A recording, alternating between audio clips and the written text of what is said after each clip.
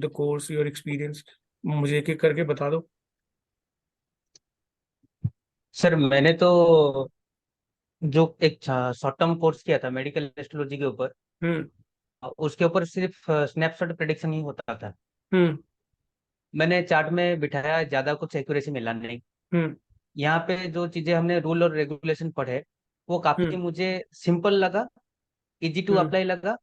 और हम्म। चीजें दिख रहा है चीजें, मतलब हम्म। वो बार बार रेप्लिकेट करते हुए दिख रहा था। और हम्म। उसके साथ साथ जो भी चीज आप डिजीज आपने डिस्कस किया, वो साइंटिफिकली कोई इतना समझाता नहीं है, क्योंकि हम्म। उतना रिसर्च किसी के पास है नहीं या फिर समझ है नहीं। हम्म। वो एस्ट्रोलॉजी पॉइंट ऑफ व्यू में बस बोल रहे थे कि ये किडनी का डिजीज है, ये हार्ट का डिजीज है, उस तरीके से ही चीजें थोड़ा बहुत मैंने समझा था। हम्म। लेकिन ये चीजें, ये कोर्स मेरे को इसलिए अच्छा लगा क्योंकि कम लोग हैं, कम्युनिकेशन अच्छा है, चार्ट प्रैक्टिकल चार्ट भी डिस्कशन हो रहा है, जो रूल्स हमने सीखा है इजी टू अप्लाई है। तो इस तरीके से जो भी चीजें था, मुझे काफी टू द पॉइंट और प्रिसाइज कंटेंट लगा ये कोर्स। ये मेरा फीडबैक है। और आपने काफी सपोर्ट किया और पेशेंस के साथ हमें उन कॉन्सेप्ट्स को कैसे अप्लाई करना है, क्योंकि मैं तो पूरा नो जी था। हम्म। धीरे हम्म। धीरे 3 4 क्लास के बाद मेरे को थोड़ा समझ में आया कि इस तरीके से चीजों को अप्लाई किया जाता है। तो वो मेरे लिए थोड़ा रूम मिल गया, स्पेस मिल गया, टाइम भी मिल गया कि चीजों को कैसे देखा जाता है। वो बहुत जरूरी था मेरे लिए। Very good, thank you, thank you, thank you. आपको कोर्स समझ में आया, पसंद आया, तो पर्पस, एटलीस्ट हमने जो जो हमारा पर्पस था वो पूर्ण हुआ। जो उस कोर्स का जो जो मतलब औचित्य था, वो मतलब आपको मिला। और Bhavani ji, what's your take on Sir, this? I liked that you have combined physiology, pathology, along with which houses represent. So when even if I don't know astrology, hmm. based on the physiology or pathology, I can connect the dots little bit. Or if the okay. person says, okay, he's obese, so I will hmm. at least reverse may rule apply करने के लिए I can think about it. Like, okay, maybe Jupiter, Venus is afflicted kya? Hmm. Something like that. So I both ways it really helps me. Okay. And you have really covered quite a lot of new diseases like IBS, colitis, जो कि many people don't know. They just say that okay, ये GI tract related issue है, digestion related है. They don't even know the difference between IBS, colitis, SDT. Okay. Okay. Sir So और you और एक have चीज मैं covered add in करना the from चाहूंगा the सर। pathology. और एक जी। चीज मैं आपके लिए हम्म। एक फीडबैक देना चाहूंगा सर। जी। काफी सारे मेंटर जब पढ़ाते हैं उनमें थोड़ा एरोगेंस भी होता है, और कुछ चीजें अगर नहीं पता है फिर भी वो कुछ गोलमाल करके बता देते हैं। लेकिन आपकी ऑनेस्टी मुझे बहुत अच्छा लगा कि कुछ चीजें, जैसे आप एस्ट्रोलॉजी बैकग्राउंड से बिलोंग करते हैं, जाहिर सी बात है मेडिकल के हर एक टर्म्स सबको पता नहीं होगा, चाहे कितना भी कोई रिसर्च कर ले। लेकिन वो क्लास में वो ऑनेस्टी और वो कि अगर आपको पता नहीं है, आप बोल रहे थे कि नहीं मुझे इन चीजों के ऊपर ज्यादा नॉलेज है नहीं, वो एक्सेप्टेंस भी एक गुरु में मेंटर में दिखना भी बहुत बड़ी चीज है।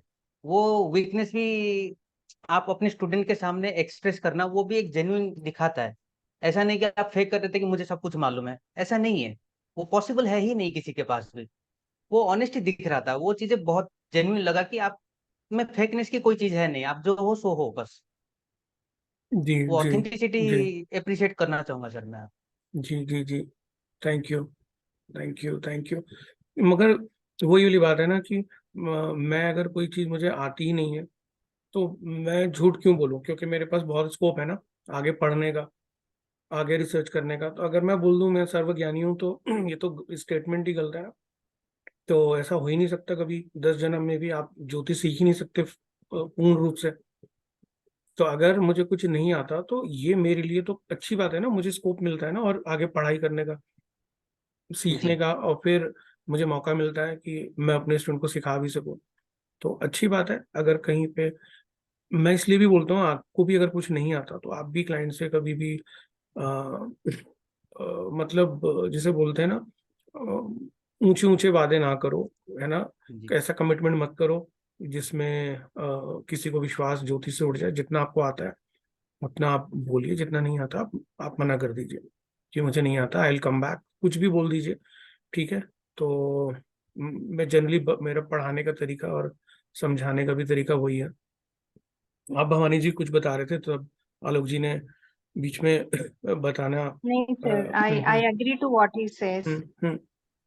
There would generally be pressure, for performance. Here you are openly saying, okay, I don't know this. Maybe we can search.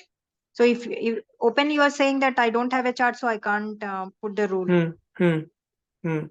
So I would agree to what he was saying. Very good. मगर वही वाली बात है कि कोई चीज नहीं आती तो मतलब हमको हमको और मौका मिलता है उस पे काम करने का। तो कोई नहीं आता तो एक्सेप्ट कर लेना चाहिए उसमें, क्योंकि हमको, जैसे एक लाइन में आपको बताता हूँ कि अ, एक चीज होती है ज्ञान का अहंकार, और इसी लाइन को उल्टा करोगे तो होता है अहंकार का ज्ञान। तो हर इंसान को ना अपने ज्ञान का तो अहंकार होता ही होता है, मगर आप इसको रिवर्स करो, अपने अहंकार का ज्ञान होना बहुत जरूरी है। वो किसी को भी नहीं होता। तो आपको वो थ्रेशोल्ड पता होना चाहिए कि भाई मेरी मेरी जो सीमा है वो कितनी है, उस बॉर्डर को मुझे क्रॉस नहीं करना है, उस लक्ष्मण रेखा को मुझे क्रॉस नहीं करना है। ठीक है, तो अपने ईगो और अपने अहंकार का ज्ञान होना बहुत जरूरी है। अगर आप कह देते हो मैं सर्वज्ञानी हूँ, तो वो अहंकार है। और वही दुनिया में हर जगह हर इंसान बोलता है कि मैं सर्वज्ञानी हूँ, मुझसे ज्यादा किसी को नहीं आता है, मुझे आता है। तो वो अच्छी बात है अगर कोई ऐसा कह रहा है, मगर मेरा मानना है अपने अपने अहंकार का भी ज्ञान होना बहुत जरूरी है। एक थ्रेशोल्ड है, एक एक मर्यादा है, उसको हमको क्रॉस नहीं करना चाहिए। दुनिया के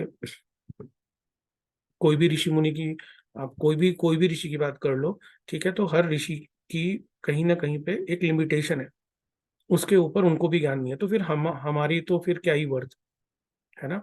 तो हम तो उनसे बहुत बहुत पीछे हैं।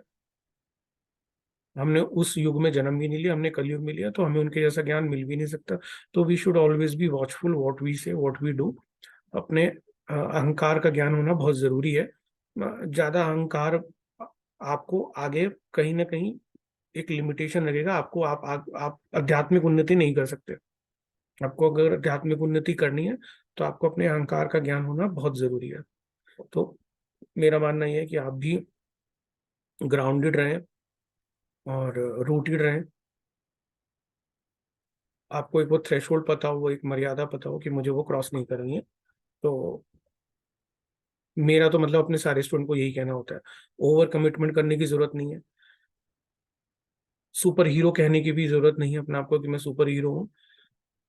आप अपने प्रोफेशन की एक मर्यादा है, उस लिमिट में रहिए, और उस मर्यादा को क्रॉस करने का कोई, मुझे नहीं लगता कोई लाभ है।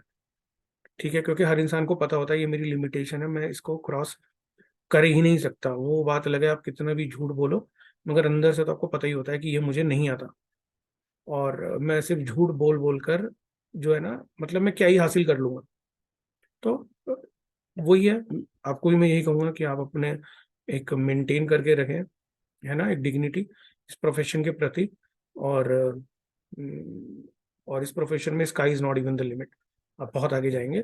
और पढ़ते रहिए, ऐसे ही स्टडी करते रहिए। बहुत कुछ अचीव करना है हम सब लोगों को।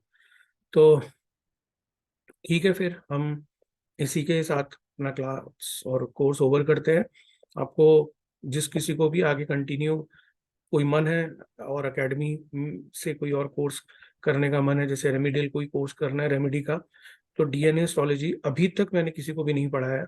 वो मेरा मन भी है शुरू करने का। तो अगर कोई पढ़ेगा तो उसके अंदर कुछ ना कुछ मैं ऐसी कुछ ना कुछ चीजें जरूर बताऊंगा कि वो कोई भी जीवन की कोई भी प्रॉब्लम हो तो हम उसको सॉल्व करने का एक प्रयत्न कर सकते हैं डीएनए एस्ट्रोलॉजी के माध्यम से। और किसी का भी अगर इंटरेस्ट हो कभी भी फ्यूचर में तो डू लेट मी नो। और ब्लाइंड हॉरोस्कोप प्रिडिक्शन, अगेन मेरा रिकमेंडेशन ये था कि ब्लाइंड के लिए हॉरोस्कोप प्रिडिक्शन के लिए आप प्रिडिक्टिव जरूर